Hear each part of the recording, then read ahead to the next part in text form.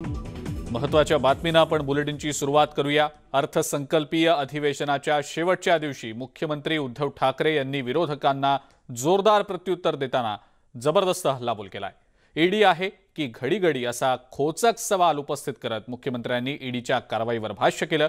कुटुंबियांची बदनामी हा प्रकार निंदनीय असल्याची टीका सुद्धा त्यांनी केलेली आहे। मर्द असतील तर मैदानात या असं खुलं आव्हानही त्यांनी विरोधकांना दिलं।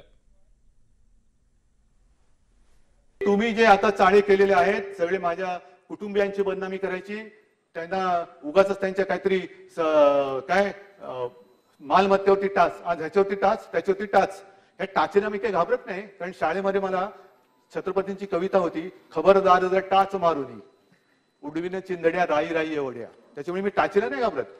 पण मी तुमच्या बरोबर येतो, टाका मला तुरुंगात, माझ्यावरती जायचं नाही, या ना मग कुटुंबाशी कशाला बदनामी करताय? आम्ही कधी तुमच्या कुटुंबियांची बदनामी केली? कधी तुमच्या कुटुंबियांच्या काही भानगडी असतील आहेत असं म्हणत नाही, तर आम्ही काढण्याचा प्रयत्न केलेला आहे। मी येतो तुमच्या बरोबर, तुम्ही टाका तुरुंगात, मग तुमच्या फुरसतीने मग ते सगळे आरोप गोळा करा, ते पण करू नका, कारण त्याची गरज नाही।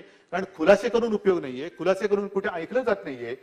काही गोष्टी सादर केल्या तरी त्या नाकारल्या जातात, मग ह्याचं शेपूट त्याला त्याचं शेपूट त्याला करून पुरावे सगळे गोळा केले जातात आणि कोर्टासमोर नेले जातात। कोर्ट काय करणार? समोर आहे त्याच्याप्रमाणे दे शिक्षा।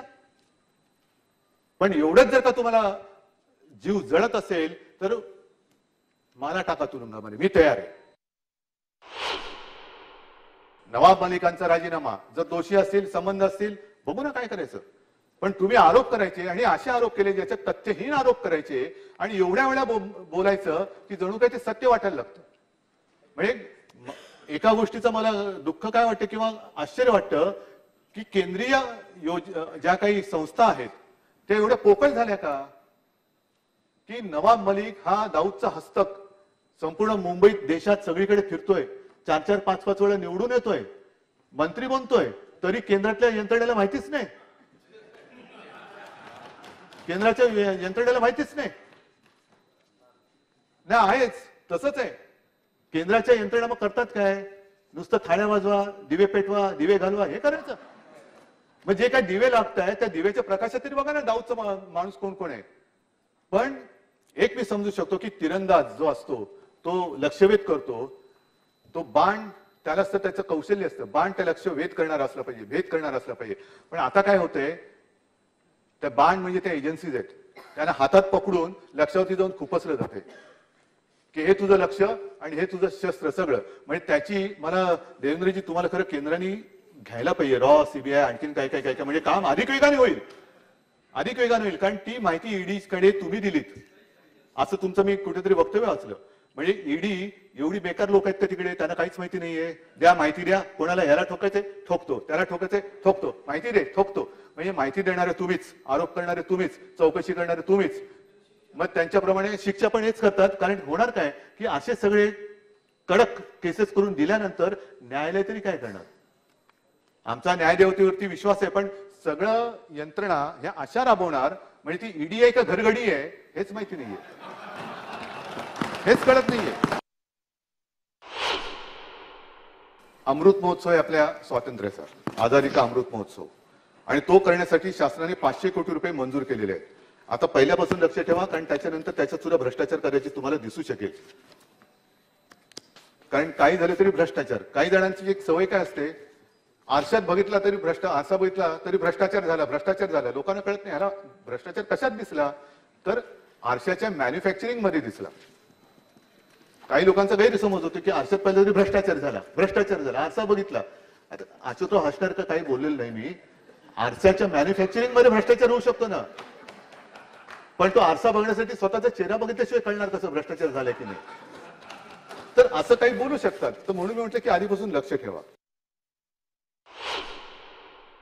म्हणून तुम्ही हे ताण तणाव कुटुंबियांना तणावाखाली ठेवायचं, मग ह्याला अटक करायची, त्याला बेलच मिळू द्यायचं नाही, हे सगळे चाललेत ना।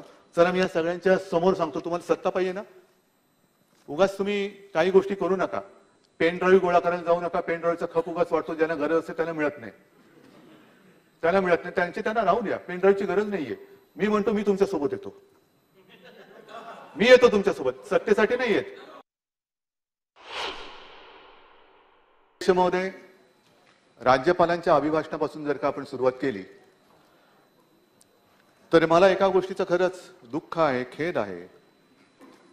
राज्यपाल हे एक संविधानिक पद आहे आणि त्याचं महत्त्व काय आहे आमच्यापेक्षा विरोधी पक्षांना जास्त माहिती आहे. कारण वेळोवेळी नाही, तो तुमचा अधिकार पण आहे की वेळोवेळी, मी कागाळ्या नाही म्हणणार, पण तक्रार करण्यासाठी हक्काने राज्यपालांकडे केवळ विरोधी पक्षच नाही तर राज्यातला कोणी नागरिक जाऊ शकतो, तो जात असतो आणि त्यांनी जायला पाहिजे. पण दुर्दैवाने ह्या सगळ्या गोष्टी आपण जशा पाळतो, अधिकार आपण मानतो, तशा काही प्रथा परंपरा ह्या सुद्धा आपण पाळल्या पाहिजेत. ठीक आहे, एखाद्या गोष्टीबद्दल तुम्हाला आक्षेप घ्यायचा आहे, घेऊ शकता. एखाद्या गोष्टीबद्दल विरोधात मत नोंदवू शकता. पण निदान आपल्या राज्याची तरी एक संस्कृती आहे, प्रथा आहे, परंपरा आहे. राज्यपालांनी आपलं अभिभाषण म्हणजे सुरू केल्याबरोबर जो काही गोंधळ झाला तो राज्याच्या संस्कृतीला शोभनीय नव्हता. आपण निदान राज्यपाल महोदय काय बोलतायत हे तरी ऐकून घ्यायला पाहिजे होतं. एक उल्लेख केला, दाऊदचा उल्लेख, तो तेवढा पुरता नव्हता. नंतर संपूर्ण आठवडा आणि जवळपास महिनाभर आपलं अधिवेशन आहे, तो उल्लेख आपण रोजच करत आलेला आहे. म्हणजे देवेंद्रजी जी काल आपण कविता सांगितली, तेच ते आणि तेच ते महिनाभर केलं तुम्ही. दाऊद एके दाऊद, दाऊद एके दाऊद, दाऊद दोणे कोण, हा भाग वेगळा, पण हे तुम्ही ते केलं.